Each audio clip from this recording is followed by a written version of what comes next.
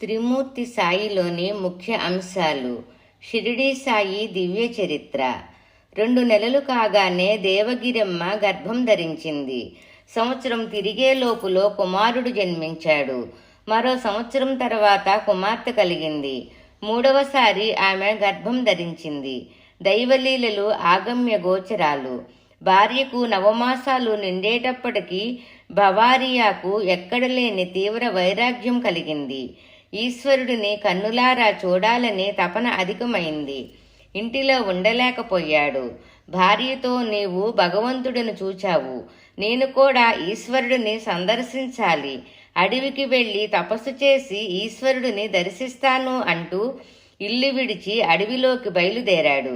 స్వామి, ఈశ్వరుడే మన ఇంటిలో పుట్టబోతుండగా మరెక్కడికో వెళ్ళి దేవుడిని దర్శించటం ఎందుకు అంటూ భార్య ఎంత వేడుకున్నా వినకుండా గంగా భవారియా వచ్చేశాడు. పతిని వదిలి క్షణమైనా ఉండని ఆమె నవమాసాలు నిండుతున్న గర్భభారంతో భర్తను అనుసరించింది. ఆయన త్వరగా వెళ్ళిపోతున్నాడు.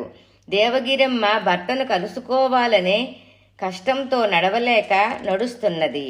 అడవిలో చాలా దూరం వెళ్ళేటప్పటికీ ఆవిడకు పురిటి నొప్పులు ప్రారంభమయ్యాయి. ఏమండి, ఒక్క క్షణం ఉండండి, ఈశ్వరుడే జన్మించబోతున్నాడు, కన్నులారా దర్శించవచ్చు అని ఆవిడ ప్రార్థించింది. ఆయన అది పట్టించుకోక ఆగక తిరిగి చూడక ముందుకు దూసుకు వెళ్తున్నాడు. ఆమె పొదల చాటుకు వెళ్ళింది.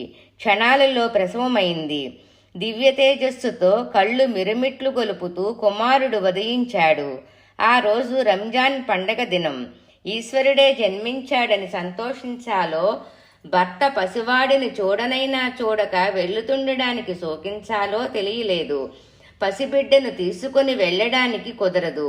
బిడ్డ కోసం పతిని వదులుకోవాలో లేక పతి కోసం పసికందును వదులుకోవాలో తెలుసుకోలేకపోయింది. నార్యః పతిరేకో గతిః సదా అన్నట్టు ఎంతమంది సంతానమున్నా భర్త లేకపోతే భార్యకు గతి లేదనటం చేత చివరకు పసికోనను అక్కడికక్కడే వదిలి పార్వతీ అమ్మ నీవే రక్షించుకోవాలని ప్రార్థించి భర్త కోసం త్వరగా నడవసాగింది. ఓం షిరిడీశ్వరాయ నమః.